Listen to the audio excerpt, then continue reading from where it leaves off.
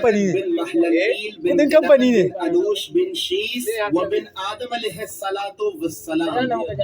Muka yi makaranta ɗaya da kai. Muka girma tare da kai. Wasan ƙasa balkwada da kai muke yi. Mu je gidanku mu ci tuwo, ka je gidanmu ka ci tuwo. Tare muke cin jagala da kai da Allah. Me ya faru menene? Alhaji Masa'udu shi ne na samu mana wata harka. Ka san ita rayuwa ba ka samu abu kai kadai ka je ka ci ba, shi ne arziki ba. Ci tare da kai da dan uwan ka shi ne arziki. Ka gane? To za mu je mu masa kunya ta noma. Duk kunya naira 300 yake bayarwa kunya. Allah sarki. To shi ne na ce mu je mu masa koda kunya 10 ne. Kaga in ka auna za ka ga za mu samu kamar 2,000. Kaga ya isa mu rage wani abin da rayu. Ina ka tara Allah. Ni fa na daina irin wannan aikin wahala. Ni ba dan wahala ba. Kuɗi nake nema manyan kuɗi su zo ta wace hanya.